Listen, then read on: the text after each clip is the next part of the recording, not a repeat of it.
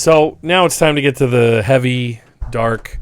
There's no comfortable way of dealing with this. So all those warnings up front, content warning, extreme content warning. It's a bummer. But Israel ground forces. This is the front page of the post right now. Freaking tanks shooting into Gaza. Israel ground forces attack Gaza Strip. So this was kind of weird. I saw there was an alert on my phone. So an hour or two ago, there were multiple tweets from the IDF and the Israel Defense Force, and they were saying that they were invading Gaza with ground troops. I got a notification also from the Post saying that they've issued a clarification. Let me see here. Let me look it up. I also want to, maybe we'll watch a bit of Keep everything moving or reinvent the wheel. Sorry, that was an ad, guys. We'll watch a bit of the video, but let's see. Okay, there's a live update to this story. Let me, one moment. Sorry, guys. Little underprepared. So this is insane. This is Gaza. The Israeli military and Gaza militants are engaged in some of the worst fighting in years. The escalation follows recent tensions during the holy month of Ramadan, which began in mid-April. During the second weekend in May, protesters and Israeli police clashed in Sheikh Jarrah. So you're going to get a lot of both sides stuff from the Washington Post. This is how stories about Israel are treated in mainstream media. It's just, that's just this intractable thing, Israeli and Gaza forces. I'm sorry, but there's really only one side that has forces, that has a military, that has a navy, that has an air force, that has an army, and it's Israel. There's lots of different levels to this that we're going to talk about.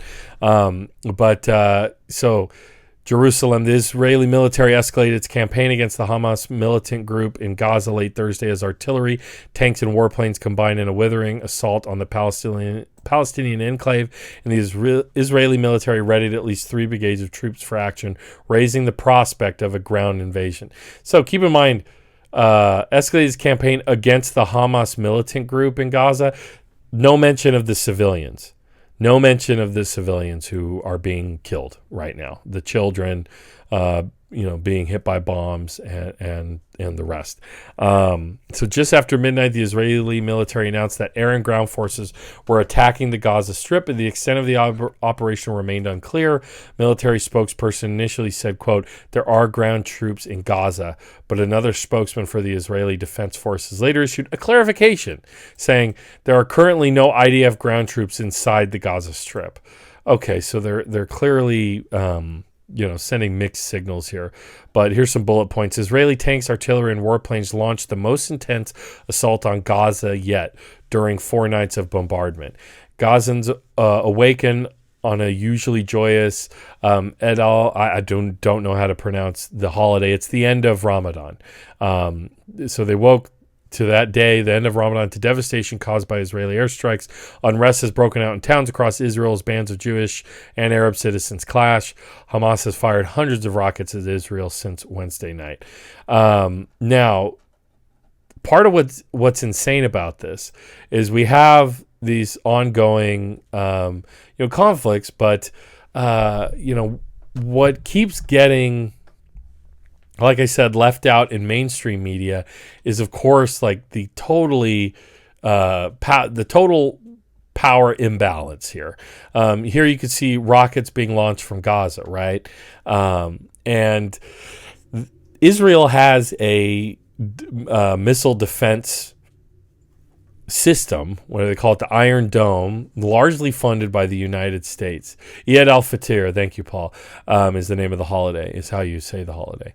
And so literally 90% of Palestinian rockets are blocked by this system, and this is just illustrated in the numbers. Jesus.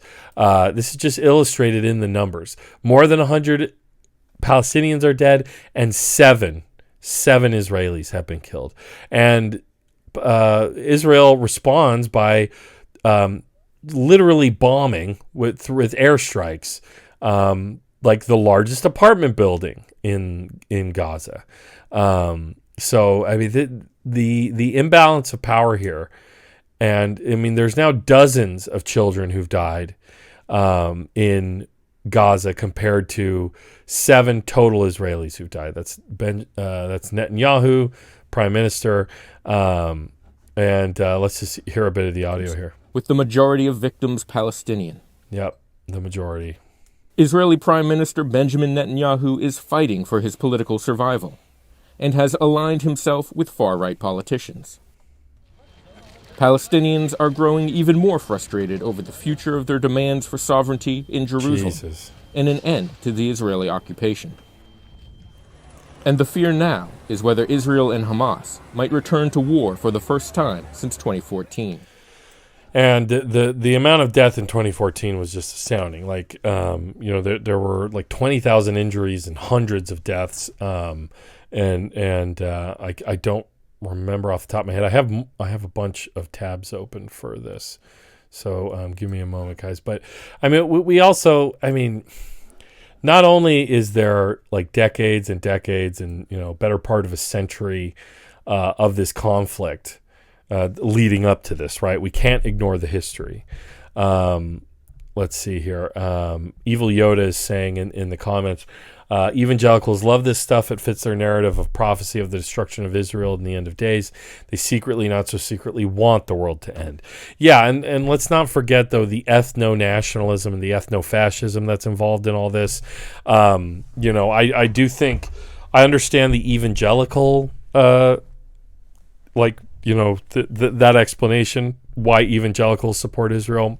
But you also have to understand, there are plenty of non-evangelical Christian conservatives, including some I've talked to IRL, that support Israel. And, it's very clear that the idea of an ethnostate, where you get to treat an ethnic minority and or religious minority, in this case Muslim Palestinians, like second-class citizens, where you can do whatever you want. You can have a completely punitive response to anything that they do. And I mean, what's being ignored here is how goated the Palestinians have been for weeks. For weeks, several families were being evicted out of the Sheikh Jarrah area.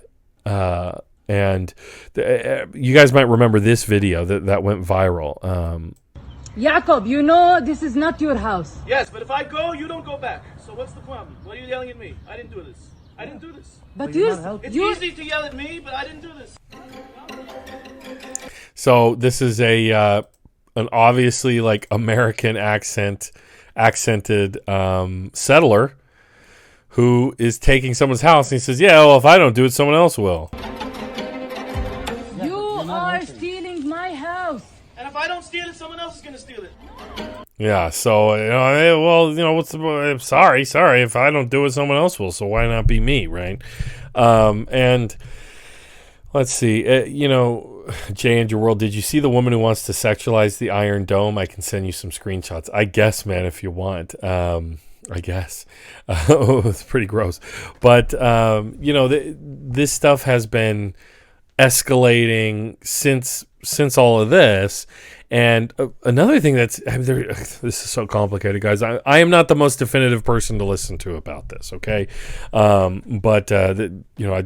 would feel irresponsible not talking about it. But Benjamin Netanyahu is dealing with a corruption scandal, and he can't even get the votes to stay in power as prime minister. And so there are some people whose analysis of this, they believe that that they've been goading, that Netanyahu has been goading Palestinians to kind of bolster support around him. Corey Deneen in the comments says, what the fuck kind of justification is that from the settler? It's no justification at all, obviously. But there's just so many messed up aspects to this. Again, like in response for a few rockets, being fired. And I don't want to downplay the violence that, Israeli civilians do face. But is this anywhere near a proportional response? Rocket and mortar fire is faced with this. Bombing the largest apartment building in Gaza. And guys, keep in mind, like, this is what it's like being a Palestinian right now. This video brought me to tears earlier, so content warning on this shit. I'm sorry, but we have to face this stuff.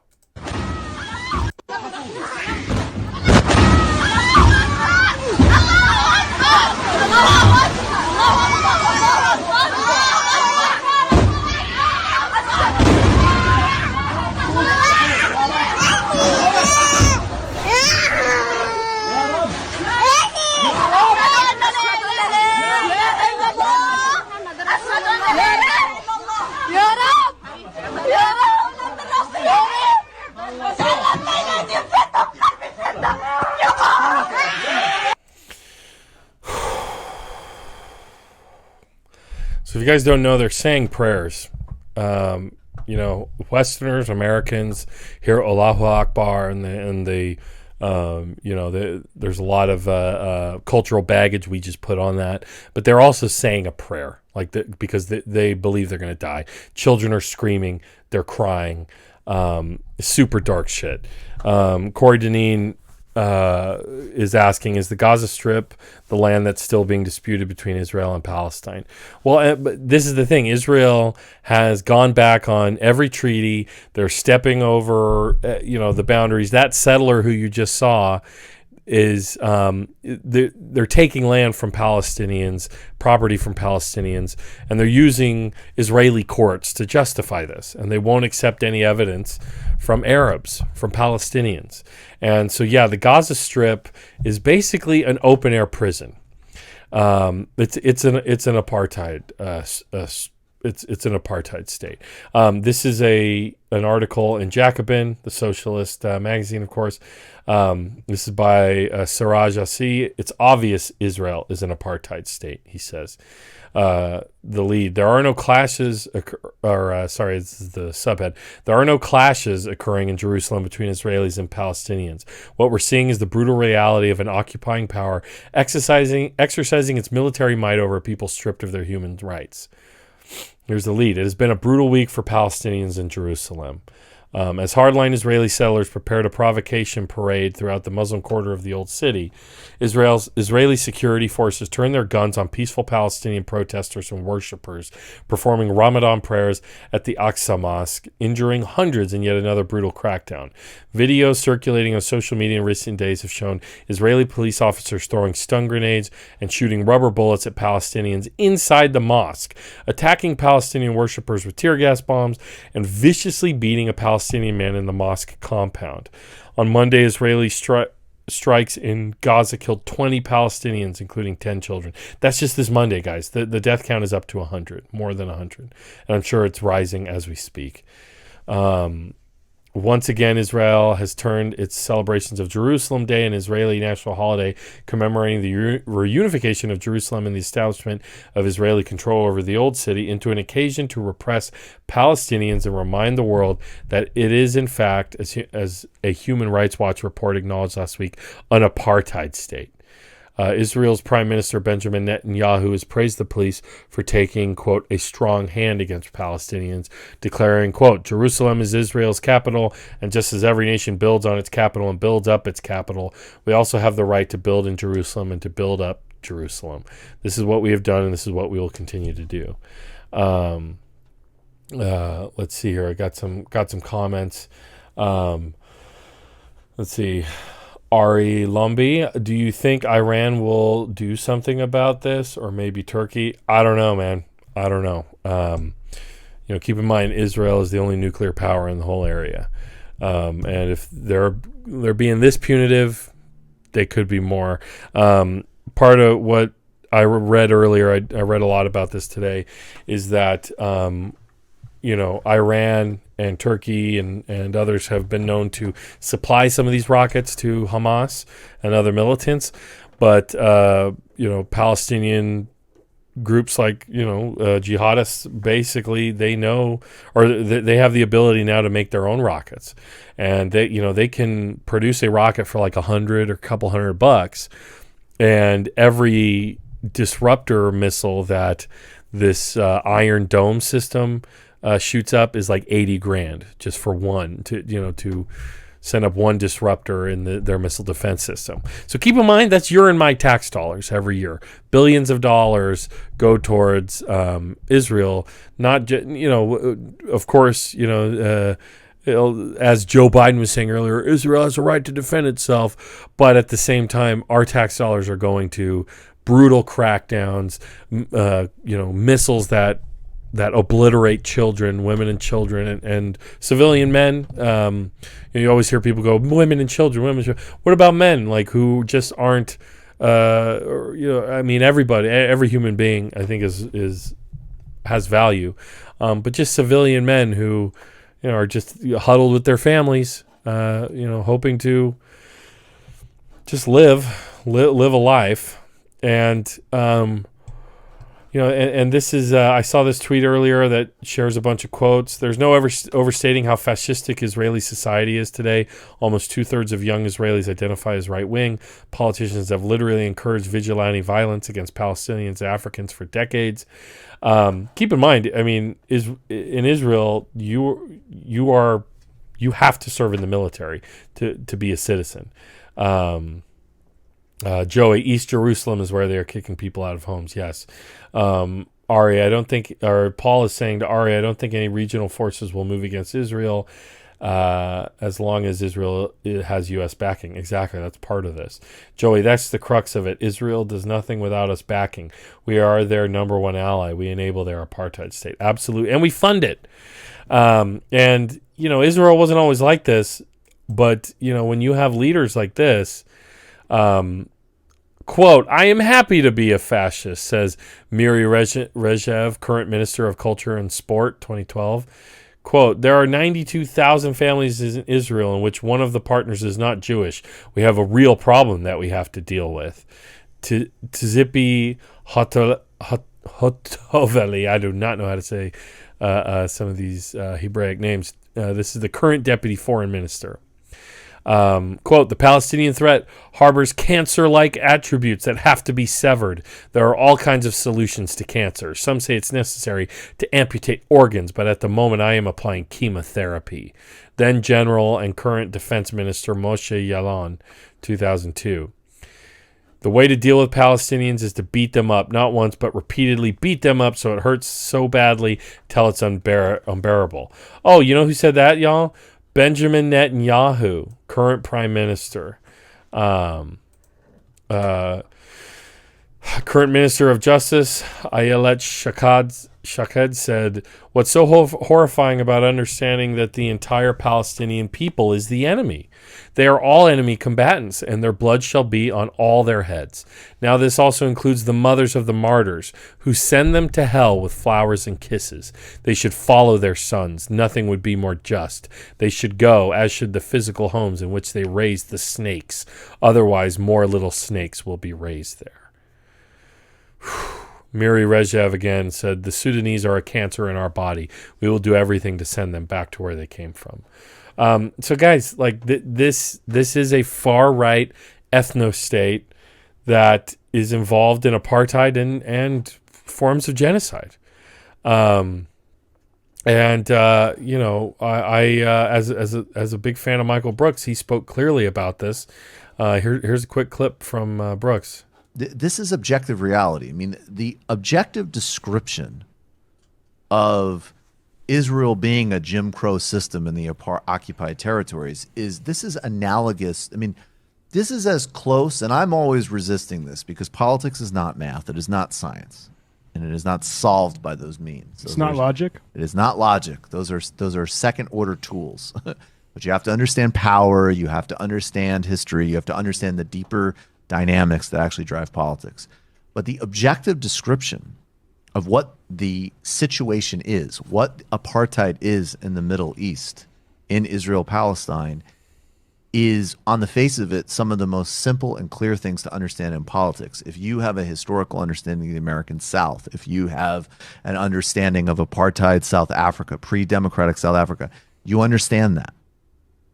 If you have an understanding of Western Sahara, some dynamics in Northern Ireland, though frankly, even though it was colonized and highly repressive, definitely not repressive to the same degree that the Palestinians are oppressed. And you have a siege in Gaza. We can talk about the different political dynamics within Palestine. And as I always say, on one hand, it is absurd and ludicrous for anybody to demand and pass judgment on how anybody wages their struggle in a real situation like this. That is separate. So violence versus nonviolence, we have no comment on. That's not for us to talk about. We could talk about it strategically, maybe. Things like blowing up a roller skating rink of teenagers, which absolutely has happened in the past and Hamas is engaged in. Yes, we have to categorically reject that as wrong, because if we don't categorically reject certain tactics wielded by anybody, then we don't have a ground upon which to sort of establish some commonalities. That's apparent and that's fine. But the reality is that the broader question of the rhetoric around struggle and violence of Palestine, nobody outside of Palestine should have any comment on it. Period. Full stop. Case closed.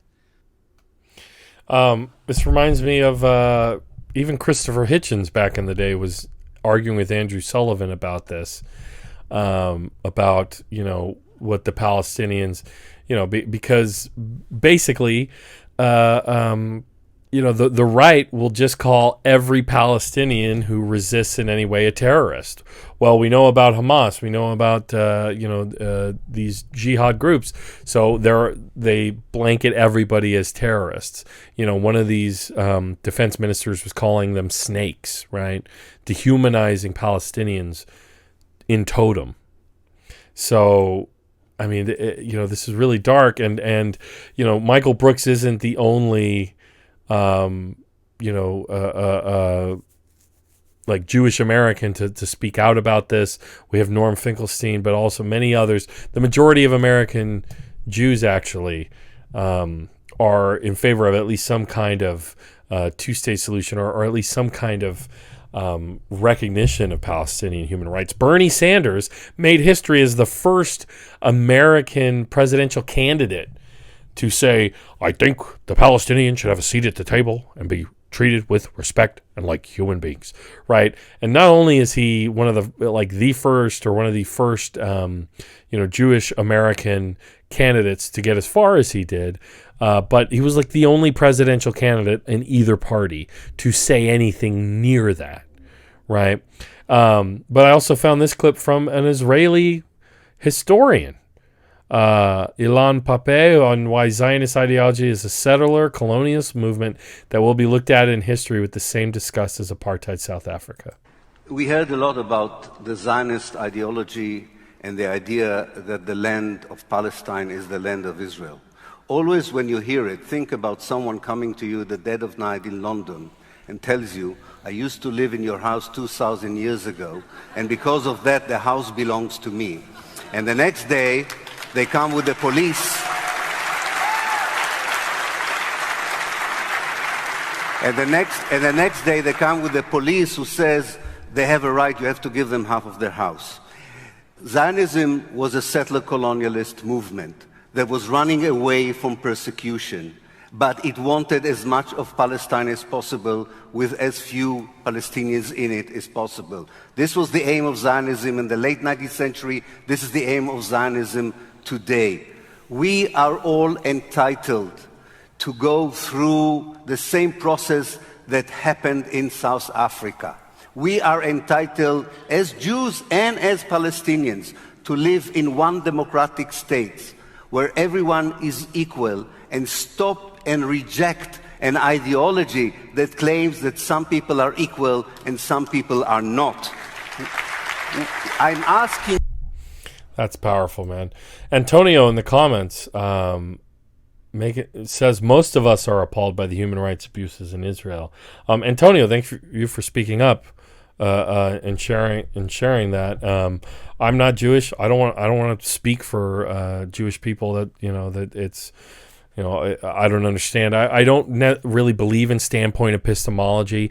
I have seen conservative Jewish people on social media saying, if you're not Jewish, you can't say anything about Israel, right? And Michael Brooks was saying something similar about Palestinians, or if you're not there in Palestine living through it, you can't comment on their use of violence. I think the rub there, the difference there, is. It's not because of their race or that they are Arab or Palestinian or Muslim that you can't comment on their use of violence. That Brooks is saying, it's because of the conditions that they're living under, being treated as second-class citizens, as welcoming violence upon themselves anytime they try to fight for autonomy or just civil rights. Whereas in Israel, they have an ethnostate. You can literally be a Jewish person anywhere around the world and come and get free property. That's what settlers are getting. That's what that man who we saw earlier has done, and you get all these government services, healthcare. Anytime you want to confuse a right winger, it says, "I support Israel because they have the same values as us." Whatever their very shallow thing. Just say, "Oh, like they have socialized healthcare. Do you think we should have it?" They're getting a little cognitive dissonance there. It doesn't last long, of course. But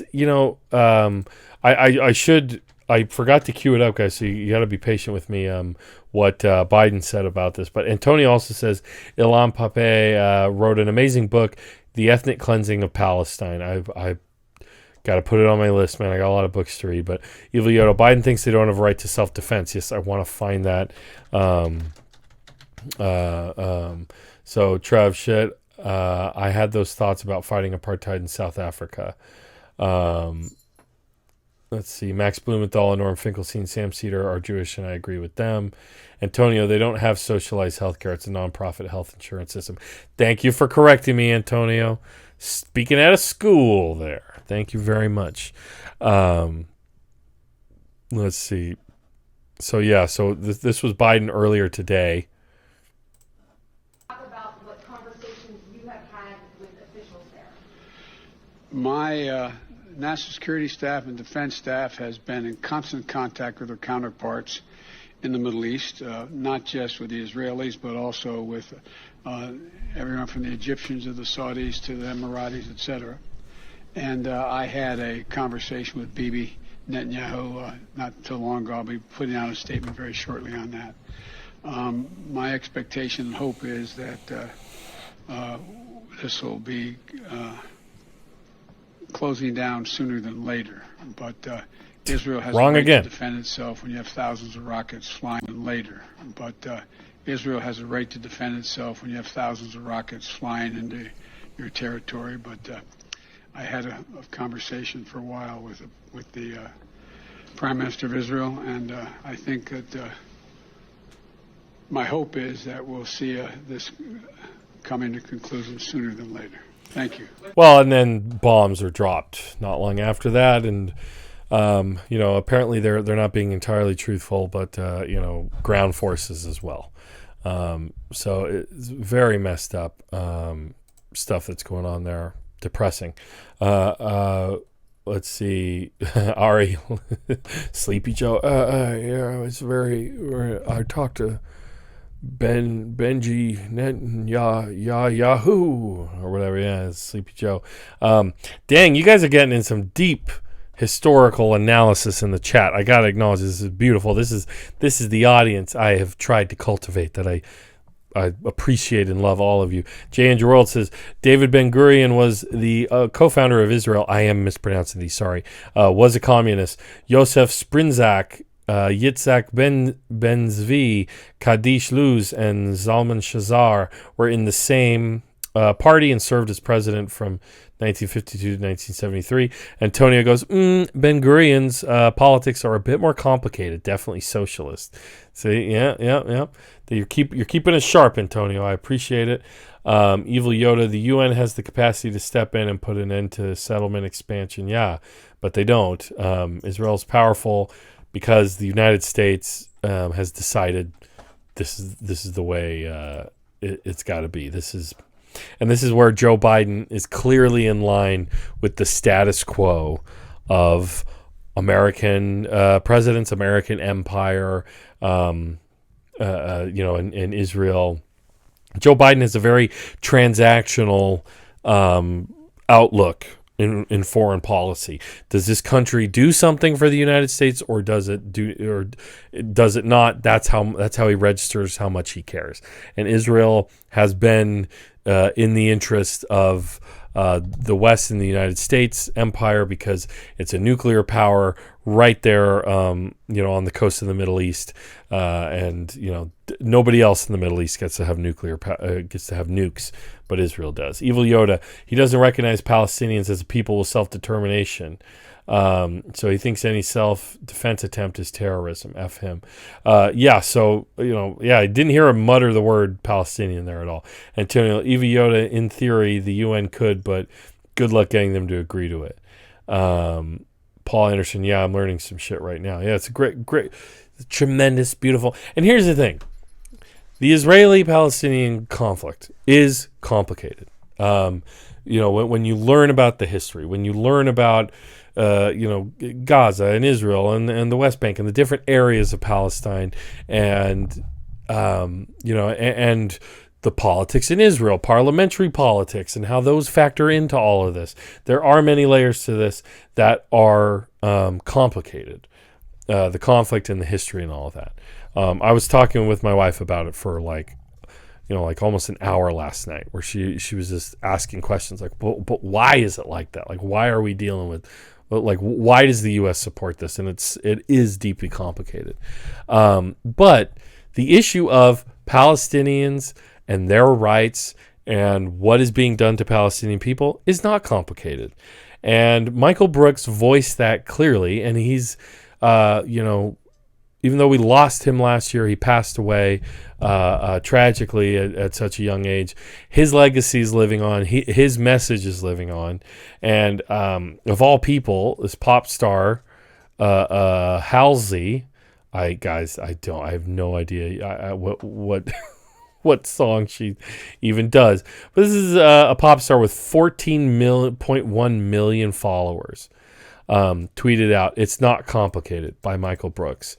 And I remember watching this full video, and this question, he's clearly asked this question by a young Jewish woman, but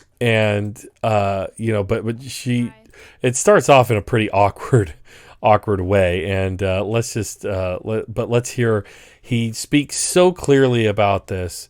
And, makes it clear the issue of how Palestinians are treated is very simple. This for me clarified many things about Israel and about Palestinians and Palestine. And so let's hear from Mr. Brooks again. Hi. So my first question, it says on your Twitter that you're Jewish. Am I getting this right? No. Is it the right Twitter? On my Twitter bio, it says I'm Jewish? No, but in your tweets. I don't want to be wrong. I have Jewish background. I'm trying to think of... Okay, so as someone with a Jewish background, yes, how do you feel about Bernie's plan for Israel, especially as someone concerned with foreign policy? I love it. It's absolutely necessary. My Jewish values teach me to oppose apartheid. That's the quote. That's the quote right there. My Jewish values teach me to oppose apartheid. Okay. That's such an awkward response, but, I understand. We don't need to dwell on it. Could you elaborate, please? There really isn't that much to elaborate on. Has anybody ever been not only to Israel, but also to the... Have you been to the West Bank? Have you been to the West Bank? Have you been to Gaza? Yep. You went to Gaza? I went to the border. Oh, okay. But not to Gaza. You can't be in Gaza. Well, I know people who've gone to Gaza. You could definitely go to Gaza. So for me, my politics are built on a base of, economic justice and actually really like anti-racism, as in some ways as distinct from some of this sort of woke stuff in a way. But when I was already, I grew up, I was pretty connected to left politics, so I always knew growing up about the travesty that was the human rights situation there. And I knew that people I admired, like Nelson Mandela said, South Africa is going to not be properly free until the Palestinians are free. In 2006, I believe, I read a piece by a guy named Tony Judt in the New York Review of Books, who was a really important Jewish scholar. And he just said, the argument was that, literally this is childish.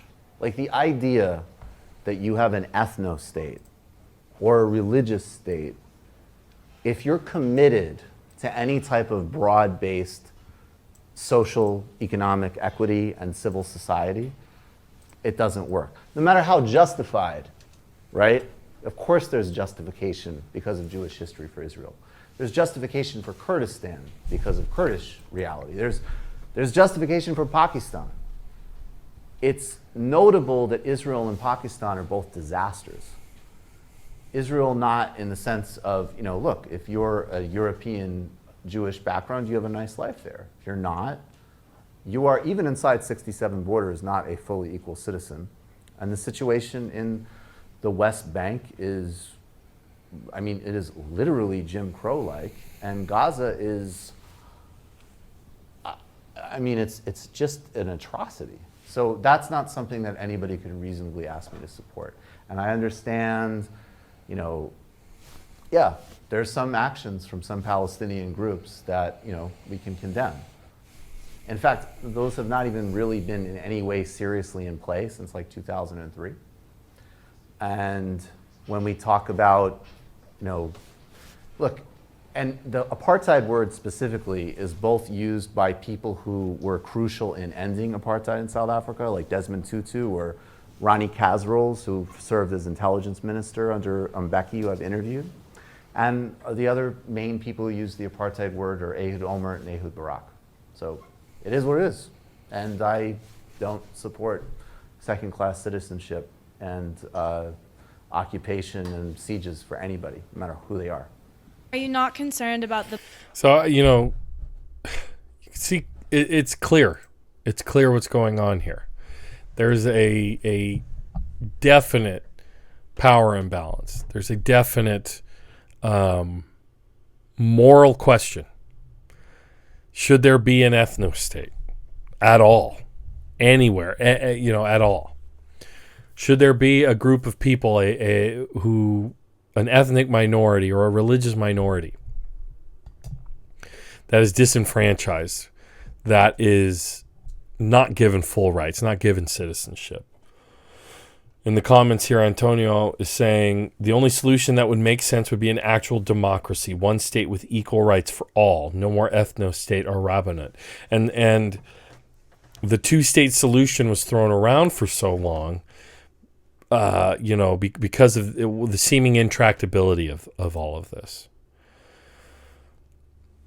But, as Brooks just said, some of these major Islamist or, jihadist groups don't have the power that they once had. Partly because the Israeli defense and right wing, the Israeli militaristic attitude has become so strong and so heavy. The killing was so, and violence was so intense in 2014, the last time this kind of thing happened, that the question really become, and Palestine has been so diminished and has become so small compared to what it once was because of the actions of Israel. The only thing that makes sense is to just give Palestinians autonomy and full rights citizenship. you've 2 million people in Gaza. They deserve to have access to the government and citizenship of the country that has surrounded them on all sides, forced them into basically an open air prison. The idea that Palestinians don't, you hear the fascistic rhetoric from some of this right-wing leadership. It's not everybody in Israel. It's not every, person who sympathizes with Israel as a state thinks that the Palestinians should be treated this way. When you hear the fascistic language from these far-right leaders in Israel calling people snakes, dehumanizing them,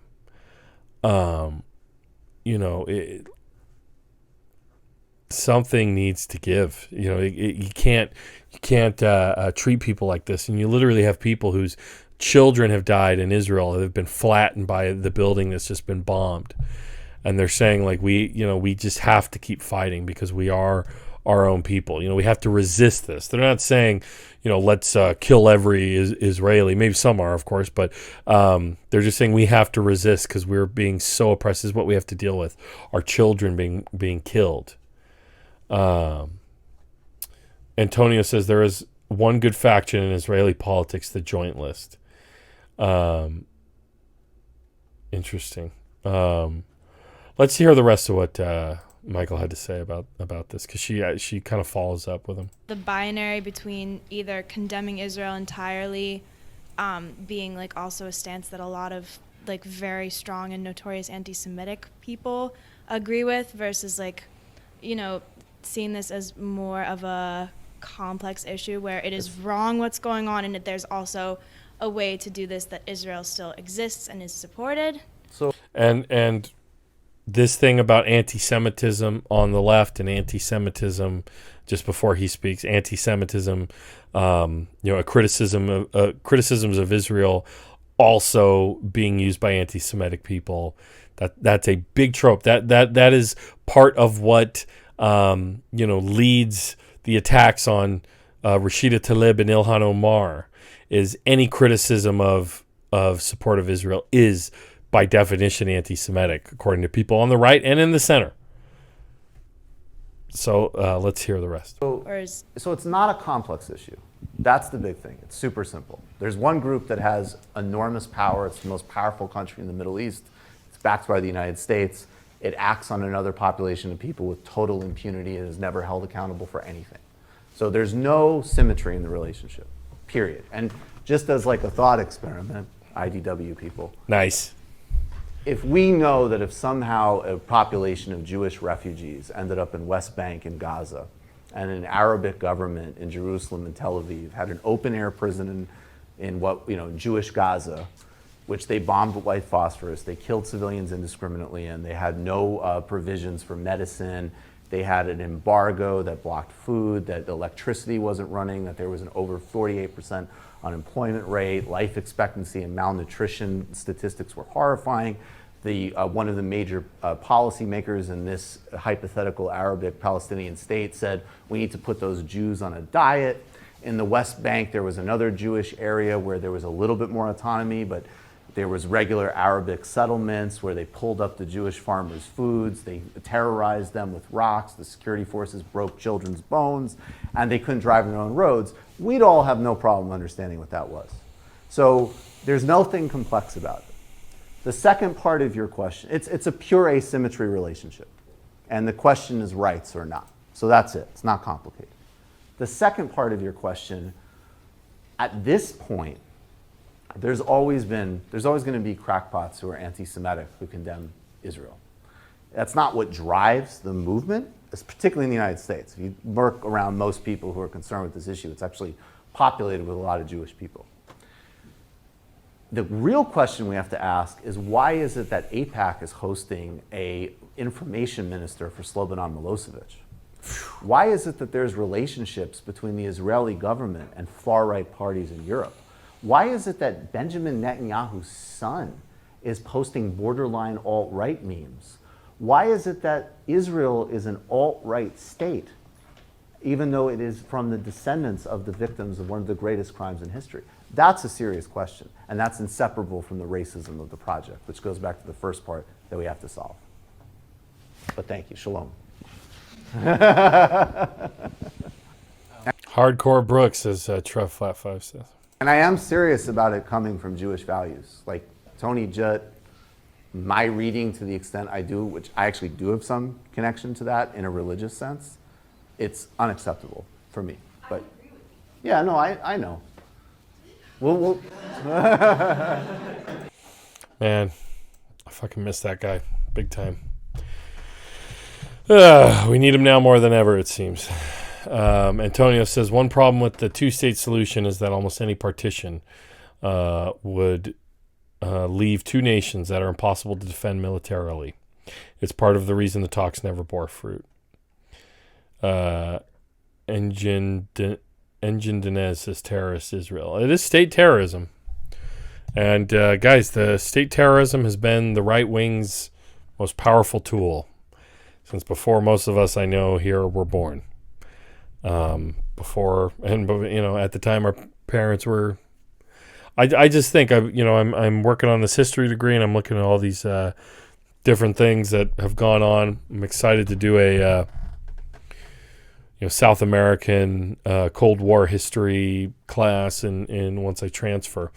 But realizing that all these things, these juntas and these coups and Operation Condor, Chile and Brazil basically disappearing people across the continent and the world, left-wing people, just murdering them.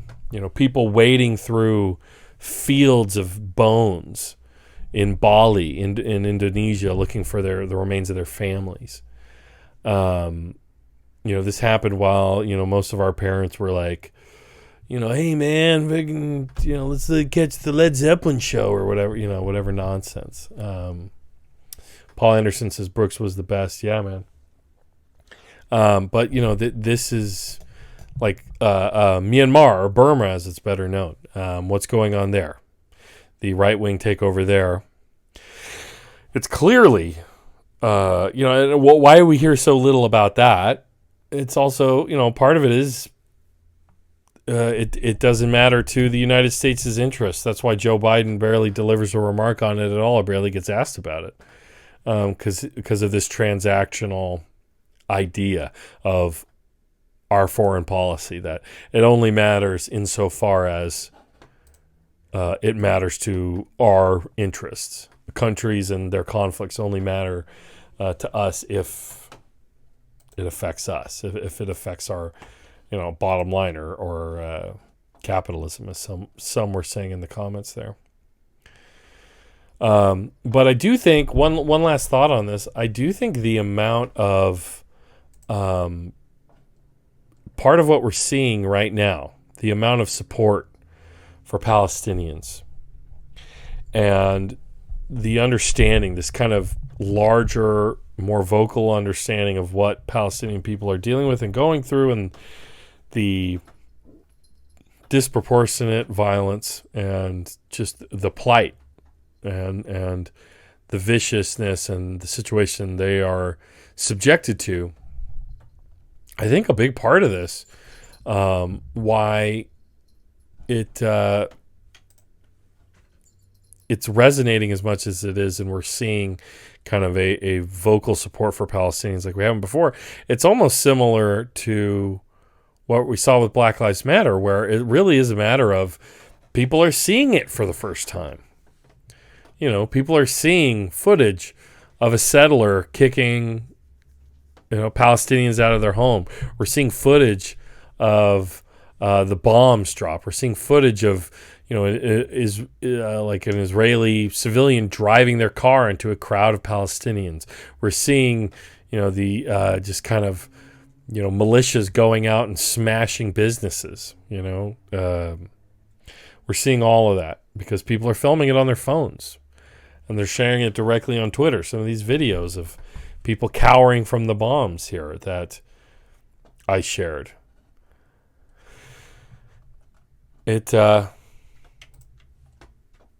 that is a big part of it. Now, I don't know how the politics of it are obviously much more complex, like the results. What are we actually going to see as a result of this? But, again, we people have Jimmy Dore stands have accused me of being a AOC simp or whatever, but she has come out quite strongly in support of Palestinians and critical of the Biden administration's tack on this. And of course, Ilhan Omar and Rashida Tlaib, a Palestinian. We have a Palestinian member of the House of Representatives. Those are certainly steps in the right direction. Americans are getting this message. They're getting this message about Palestinian people and what they're going through, and the you can support Israel existing as a state, but also support the human rights of people being subjected by that state.